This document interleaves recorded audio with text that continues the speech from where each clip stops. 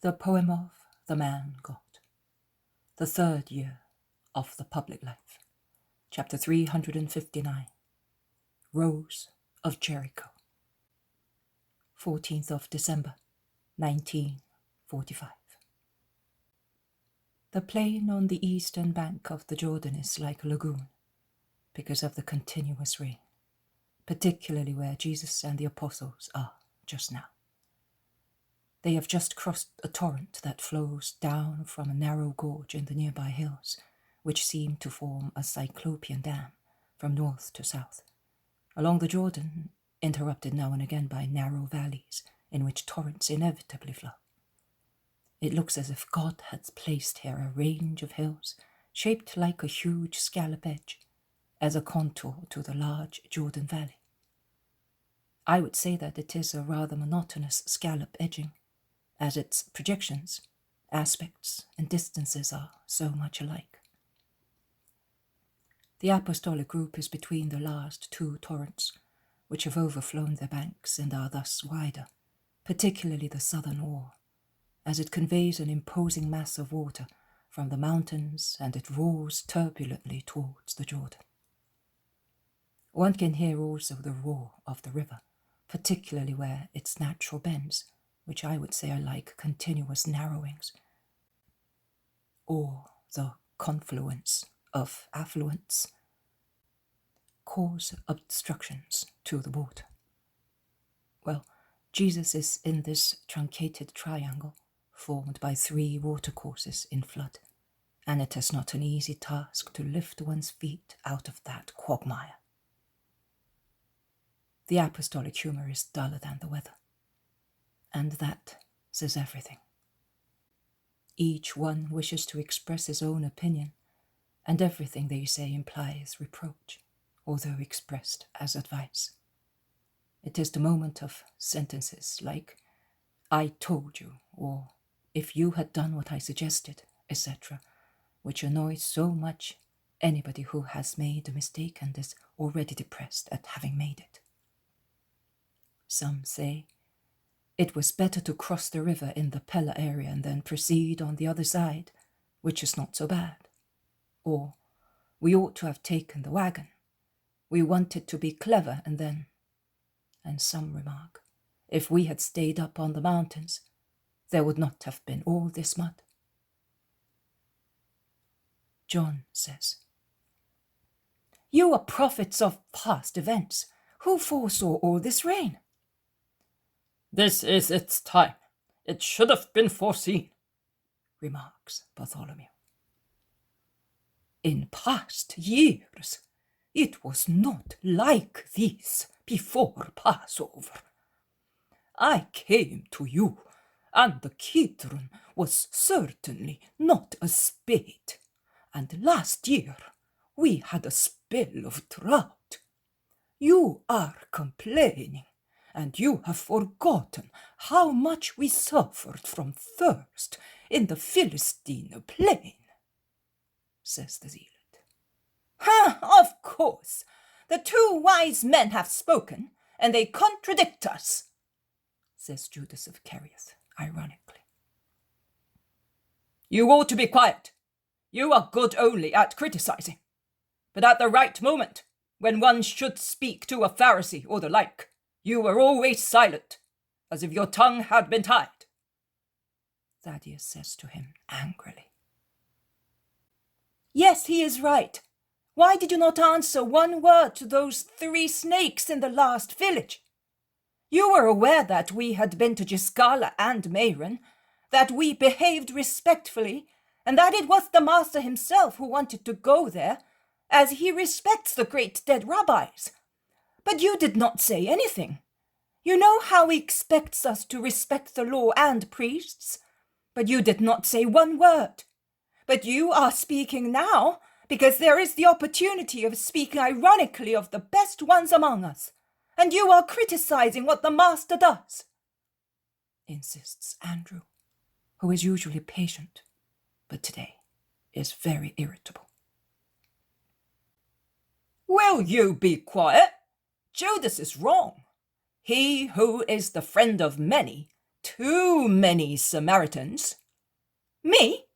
Who are they? Mention their names if you can. Why, yes, my dear. All the Pharisees, Sadducees, and powerful people, of whose friendship you brag so much, and who certainly know you. They never greet me, but they greet you. You are jealous, but I am one of the people you are not. Thanks be to God, I am a fisherman. Yes, and I am proud of it. So stupid a fisherman that you could not even foresee this weather. No, I said, if the new moon of Nisan is wet, rain in torrents one may expect, replies Peter. Ha, I caught you. And what do you say, Judas of Alphaeus, and you, Andrew? Peter also, our head, criticizes the master. I'm not criticizing anybody. I quote to the proverb, which is criticism and reproach for anyone who can understand it. Yes, but I don't think that will help to dry the ground. We're now here, and we will have to stay here. Let us spare our breath to get our feet out of this quagmire, says Thomas. And what about Jesus? Jesus is silent. He is a little ahead of everybody, wallowing in mud, or looking for emerging turfs. But even they splash water up to half of one's shin as soon as one treads on them, as if they were bladders and not turfs. He is silent and lets them speak, discontented as they are, behaving just like men, nothing more than men, whom the least inconvenience makes irritable and unfair. The most southern of the rivers is now close at hand, and when Jesus sees a man on muleback pass along the flooded bank, he asks him, "Where is the bridge?" "Farther up. I am crossing there as well. The other one, the one farther down the valley, the Roman bridge is already underwater." They all grumble again, in chorus, but they hasten to follow the man who is speaking to Jesus. "But you had better follow the mountain path," he says, and he concludes, "Come back to the plain when you find the third river after the Yallock. You will then be near the ford. But make haste, don't stop, because the river is swelling hourly. What a terrible season! Frost first, then rain, and so heavy. It's a punishment of God, but it is just. When we do not stone the blasphemers of the law, God punishes us. And we have many of them. You are a Galilean, are you not? So you will know the one from Nazareth, whom good people are now leaving, because he is the cause of all troubles. His words attract thunderbolts. Such punishments! You should hear what those who are with him say about him. The Pharisees are right in persecuting him. He must be a great robber, and he must frighten people as if he were Beelzebub. I wanted to go and hear him, because previously they spoke so highly of him. But it was the man of his gang who spoke so. People without scruples like him. Good people are now abandoning him, and quite rightly. I am not going to see him any more, and if by chance I should come across him, I will pelt him with stones, as it is our duty to do with blasphemers." Stone me then. I am Jesus of Nazareth. I am not running away. Neither will I curse you. I have come to redeem the world by shedding my blood. Here I am. You may sacrifice me, but become a just man. Jesus says so, opening his arms a little towards the ground. He speaks slowly, meekly, and sadly. But if he had cursed the man, he would not have impressed him more. In fact, he draws reins so abruptly that the mule swerves and nearly falls from the embankment into the river in spate. Jesus seizes the bit and holds the animal, just in time to save the man and the mule. The man does nothing but repeat, You! and seeing the gesture that has saved him, he shouts, But I told you that I would stone you! Do you not understand? And I tell you that I forgive you, and that I will suffer for you as well, to redeem you. That is the Saviour. The man looks at him again. He spurs his mule and runs away. He flies away. Jesus lowers his head. The apostles feel that it is necessary to forget mud, rain, and all the other miseries in order to comfort him. They gather round him and say, Do not grieve. We are in no need of bandits, and that is what he is, because only a wicked person can believe such slander and be afraid of you. But, they also say, how unwise of you, master, and if he hurt you, why say that you are Jesus of Nazareth? Because it is the truth. Let us go towards the mountains as he suggested. We will lose a day, but you will get out of the quagmire. And you too, they remark. Oh, it does not concern me.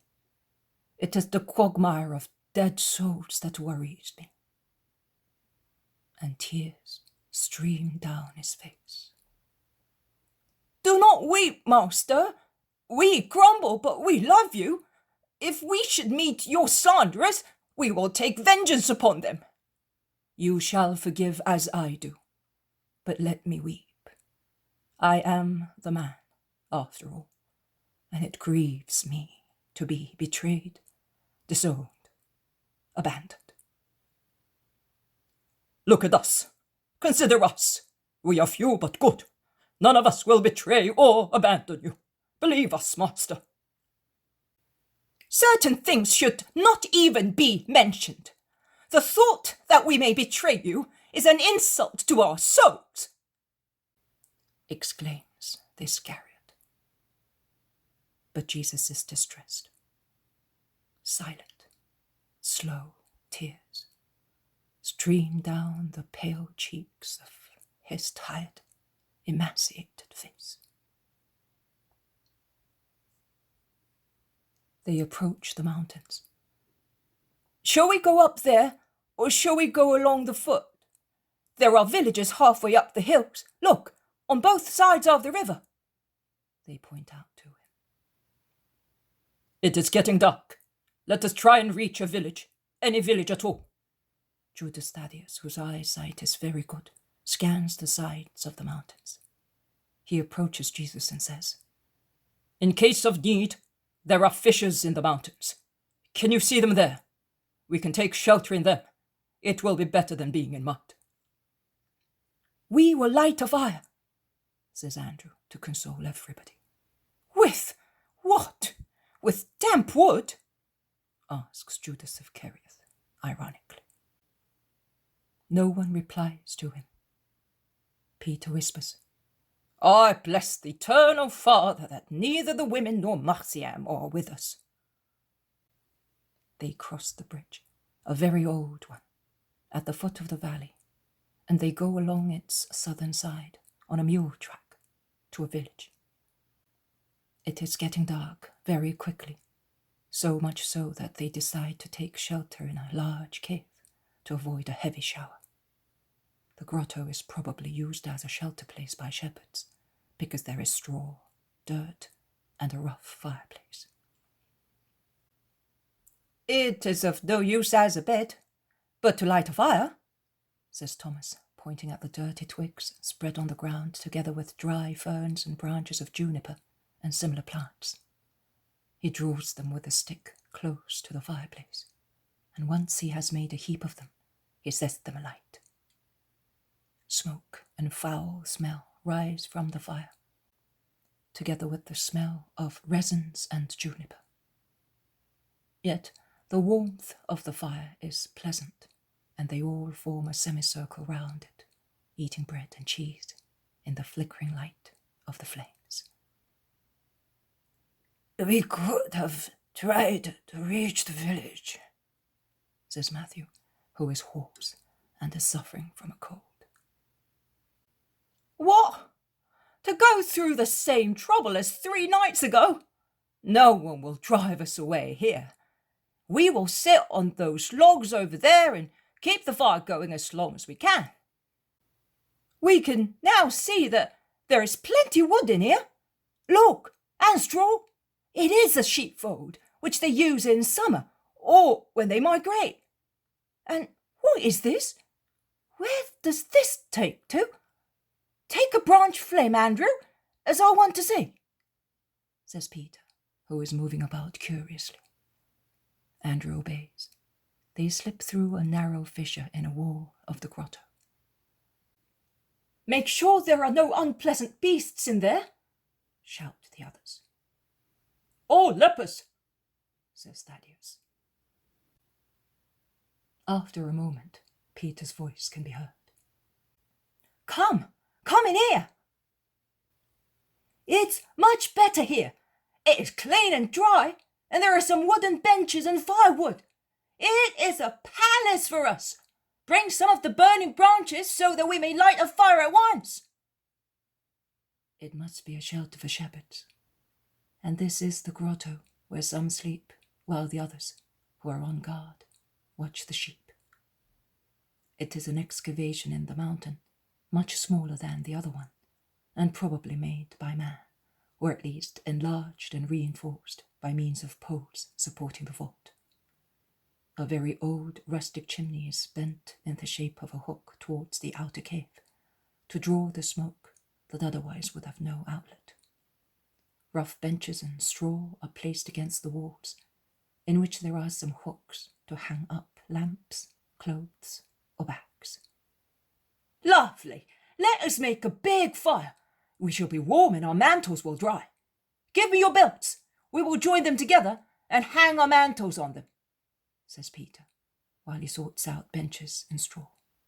And he concludes, and now we will sleep and keep the fire burning in turns, so that we shall have light and shall be warm. What a grace of God! Judas grumbles between his teeth. Peter turns round angrily. This is a royal palace, as compared to the grotto in Bethlehem, where the Lord was born. If he was born there, we can spend the night here. And it is also more beautiful than the grottos at Arbela. There was nothing beautiful there except our hearts, which were kinder then, says John, and he gets lost in his mystical remembrance. And it is also much better than the one where the Master stayed to prepare himself for the office of a preacher, says the zealot gravely, looking at the Iscariot as if he wanted to tell him to stop it. Jesus is the last to speak. And it is by far warmer and more comfortable than the one in which I did penance for you, Judas of Simon, in this month of Tebeth. Penance for me? Why? There was no need of it. Really, you and I ought to spend our lives in penance to free you from what overburdens you. And still, it would not be enough. The sentence, pronounced calmly but decidedly, drops like a thunderbolt on the dumbfounded group. Judas lowers his head and withdraws to a corner. He dare not react. I will remain awake and look after the fire. You can sleep, orders Jesus after some time. And shortly afterwards, the heavy breathing of the tired 12, lying on the benches among the straw, mingles with the crackling of the fire. And when the straw falls off anyone, leaving his body uncovered, Jesus gets up and covers him again, with the loving care of a mother. And he weeps, while contemplating the hermetic faces of some of his sleeping apostles, Some, in fact, are placid, some worried. He looks at the Iscariot, who seems to be grinning also in his sleep, with a grim countenance and clenched fist. He looks at John, sleeping with one hand under his cheek, while his rosy face is veiled by his fair hair. And he looks as serene as a child in a cradle. He looks at the honest face of Peter, at the severe face of Nathaniel, at the pock-marked face of the zealot, and at the aristocratic one of his cousin Judas. And he contemplates for a long time James of Alphaeus, who is so much like a very young Joseph of Nazareth. He smiles upon hearing the monologues of Thomas and Andrew, who appear to be speaking of the Master. He carefully covers Matthew, who is breathing with difficulty, and he gets more straw with which he covers his feet, after warming it near the fire.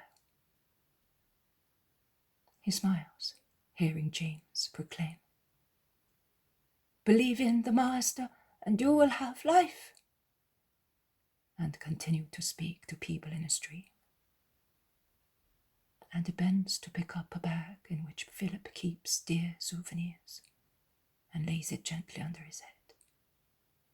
And in the intervals, he meditates and prays.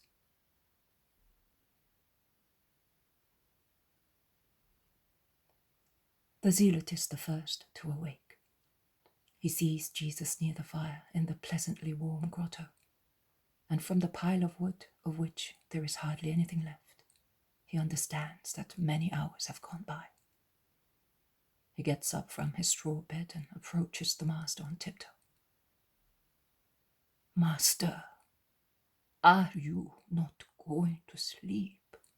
I will watch." "It is dawn, Simon. I was out there a little while ago, and I saw that the sky is beginning to grow light." "Why did you not call us? You are tired too." "Oh, Simon, I needed to think and pray so much." And he leans his head on the apostle's chest. The zealot, standing close to the Master, who is sad, caresses him and sighs. He asks, "To think of what, Master? There is no need for you to think, as you know everything." "I need not think of what I have to say, but I must think of what I have to do. I am disarmed against the shrewd world, because I do not possess the wickedness of the world or the cunning of Satan, and the world defeats me. And I am so tired and sorrowful, and we help in increasing your grief, dear Master, whom we do not deserve. Forgive me and my companions. I ask you on behalf of everybody." "I love you so much. I suffer so much. Why do you not understand me so often?" They're whispering awake John, who is closest to them. He opens his blue eyes, looks around in amazement. He then remembers and gets up at once, and he comes behind the two who are talking. He hears Jesus' words. "Your love and your understanding would be quite enough to make all hatred and misunderstanding become a mere trifle, which I could easily bear. Instead, you do not understand, and that is my first torment, and a very heavy one. But it is not your fault. You are men. You will regret not having understood me when you can no longer make amends.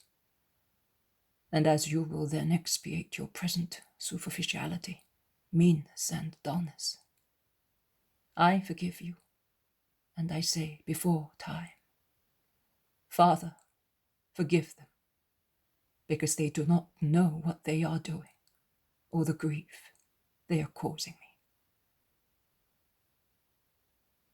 John slides forwards onto his knees.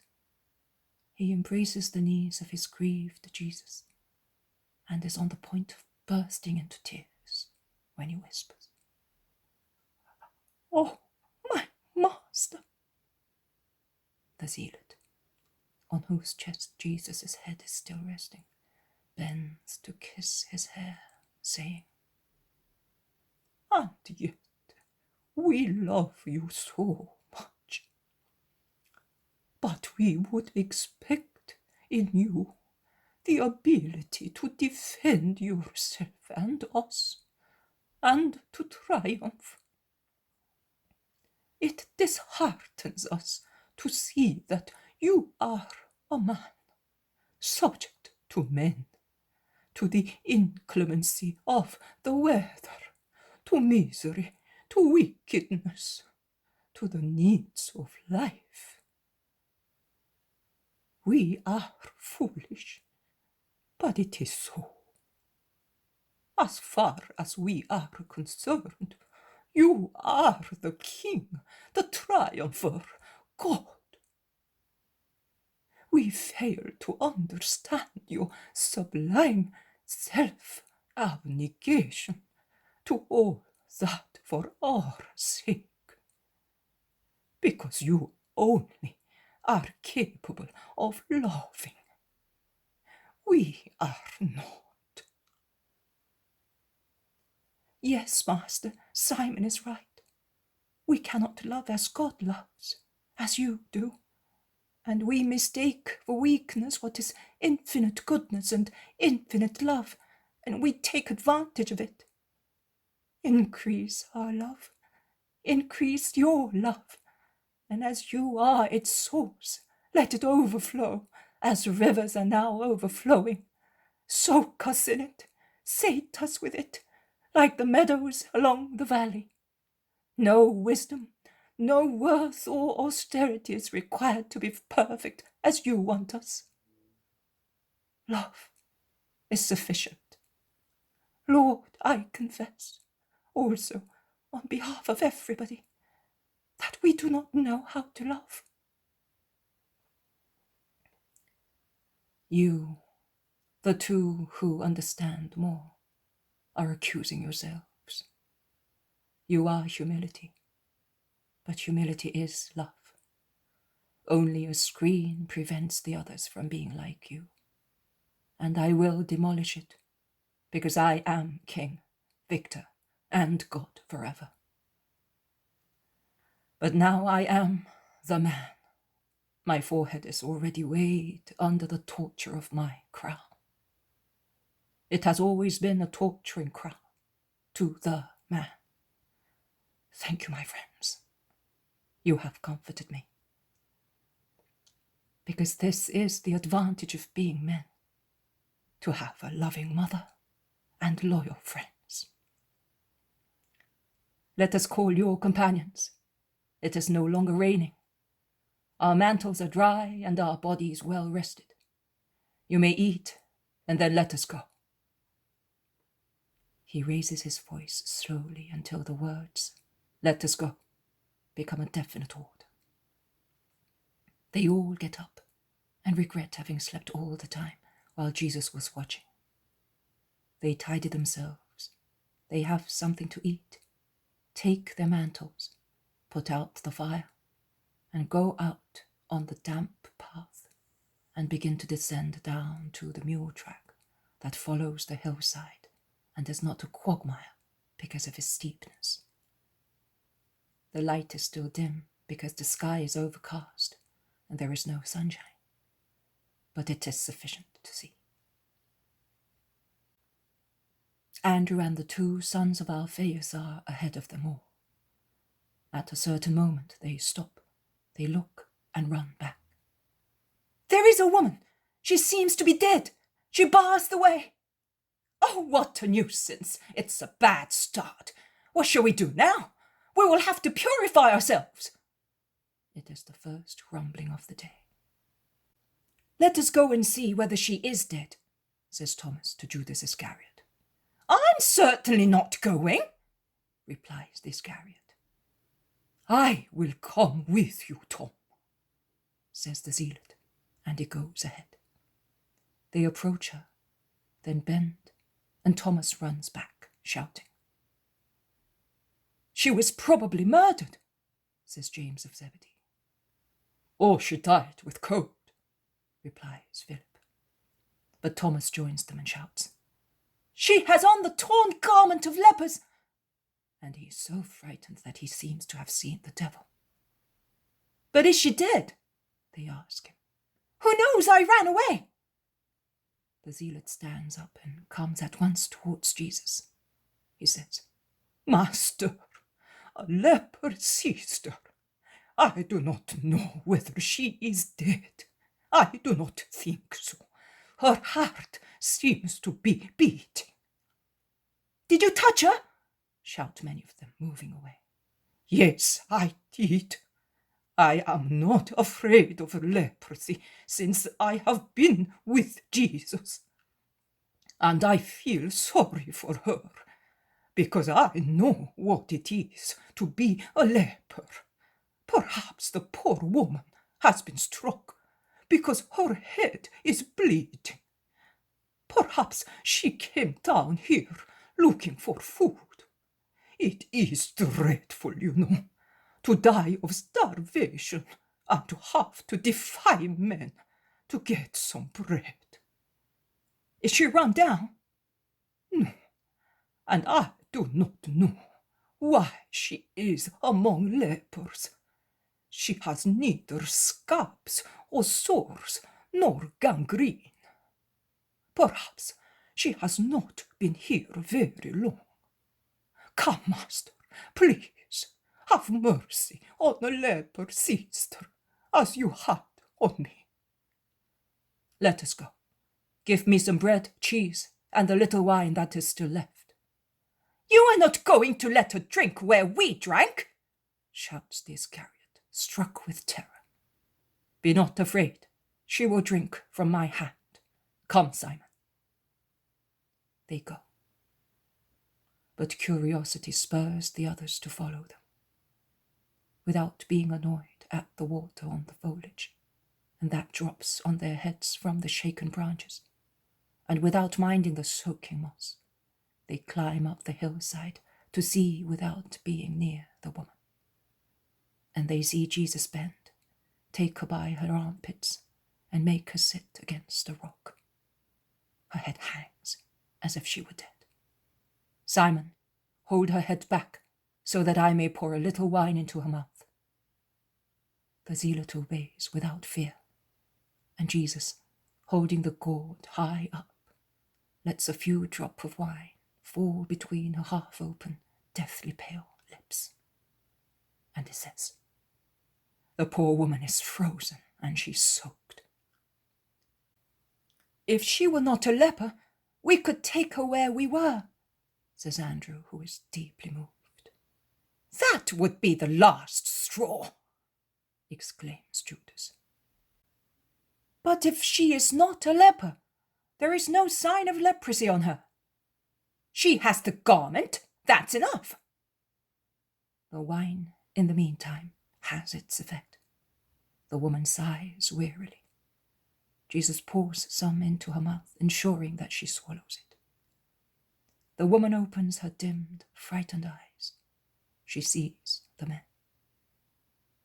She tries to stand up and run away, shouting, I am infected! But the strength does not support her. She covers her face with her hands, moaning, Don't stone me! I came down because I was hungry. No one has thrown anything to me for 3 days. There is bread and cheese here. Eat it. Do not be afraid. Drink a little wine out of my hand. says Jesus, pouring some wine into the hollow of his hand and giving it to her. But are you not afraid? Says the poor wretch, who is dumbfounded. I am not afraid, replies Jesus, and he smiles, standing up. But he remains near the woman, who eats the bread and cheese avidly. She looks like a starving animal. She pants in her anxiety to nourish herself. Then, after she appeases the gnawing hunger of her empty stomach, she looks around.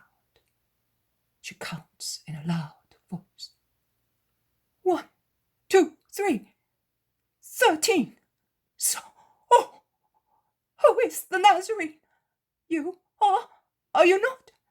You are the only one who can pity a poor leper. The woman goes on her knees with difficulty, owing to her weakness. Yes, I am. What do you want? To be cured? Also that. But I must tell you something first. I knew about you. Some passers-by told me some time ago. A long time ago. No, it was in autumn. But for a leper, every day is a year. I would have liked to see you, but how could I come to Judea, to Galilee? They call me the leper woman. But I have only one sore on my breast, and I got it from my husband, who married me when I was a virgin and healthy. But he was not healthy. But he is a mighty one, and can't do anything, even saying that I had betrayed him, as I was ill when I married him. He thus repudiated me to take another woman with whom he had fallen in love. He denounced me as a leper, and I wanted to exculpate myself. I was pelted with stones. Was that fair, Lord? Yesterday evening a man passed through Beth Yabok, saying that you were coming, and that he was coming to drive you away. I was there. I came down as far as the houses because I was hungry. I would have rummaged among dunghills to find something to eat. I, who was once the lady, would have tried to snatch some sour chicken feet from poultry. She weeps. Then she resumes. My anxiety to find you, to say to you on your behalf, go away, and on my behalf, have mercy on me, made me forget that, contrary to our law, dogs, pigs, and poultry are allowed to live near houses in Israel, but a leper cannot come down to ask for some bread, not even if a woman is a leper only by name. And I came down, asking where you were. As I was in the shade, they did not see me at once, and they said to me, he is coming along the embankment of the river. Then they saw me, and they gave me stones instead of bread. I ran away in the night to come and meet you and to escape the rogues. I was hungry, cold, and afraid. I fell where you found me, just here. I thought I was going to die. Instead, I found you, Lord. I am not a leper, but the scab here on my breast prevents me from going back among the living. I do not ask to become once again Rose of Jericho, as in the days of my father, but at least to be allowed to live among men and to follow you. Those who spoke to me in October told me that you have women disciples and that you were with them. But first, save your own life. Do not die. You are so good. I will not die until my hour comes. Go over there, to that rock. There is a safe grotto. Have a rest, and then go to the priest. Why, Lord? Asks the woman, trembling with anxiety. Jesus smiles. Become once again the rose of Jericho that blooms in the desert and is always alive, even when it appears to be dead. Your faith has cured you. The woman half opens a dress over her breast. She looks and shouts, "There is nothing now! Oh, Lord, my God!" And she prostrates herself on the ground. Give her bread and some food. And you, Matthew, give her a pair of your sandals. I will give her a mantle. She will then be able to go to a priest after she has refreshed herself. Give her also the offerings for the purification, Judas. We will wait for her at Gethsemane to give her to Eliza, who asked me to let her have a daughter. No, Lord, I do not want to rest. I will go at once, immediately. Go down to the river then. Wash yourself and put on the mantle. Lord, I will give my leper sister one. Let me do it, and I will take her to Eliza. I will be cured a second time, as I will see myself in her, and so happily, says the zealot. Do as you wish. Give her what she needs. Woman, listen to me carefully. You will go and be purified.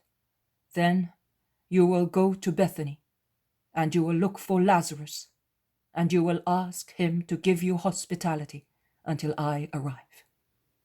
Go in peace.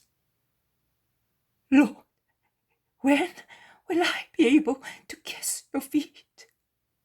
Soon. Go. But you must be aware that only sin disgusts me. And forgive your husband, because through him you found me. That is true. I forgive him. I am going. Oh, Lord, do not stop here where they hate you. Remember that I walked all night, although I was exhausted, to come and tell you that if I had met other people instead of meeting you, I might have been stoned like a snake. I will remember. Go, woman. Burn your clothes. Go with her, Simon. We will follow you and will join you at the bridge. They part. Now we must all purify ourselves. We are all unclean. It was not leprosy, Judas of Simon, I can assure you. Well, I will purify myself. I do not want uncleanness on me. What a snow-white lily, exclaims Peter. If the Lord does not feel unclean, how can you feel so? And because of a woman who the Lord said was not a leper. But what was the matter with her, master? Did you see her scalp? Yes, a fruit of male lewdness, but it was not leprosy. And if the man had been honest, he would not have rejected her, because he was more affected by disease than she was. But lewd people take advantage of everything to satisfy their lust. Judas, if you wish, you may go. We will meet at Gethsemane. And purify yourself. But the first purification is sincerity. You are a hypocrite. Remember that. But you may go. No, I will stay. If you say so, I believe you. So I am not unclean, and I will stay with you. You mean that I am lustful, and that I was taking advantage of the situation to... I am now proving that you are my love. They go quickly down the hill. 15th of December. Jesus says, "You will put here the vision of the miracle of the Jordan in flood, which you had on September 17th, 1944.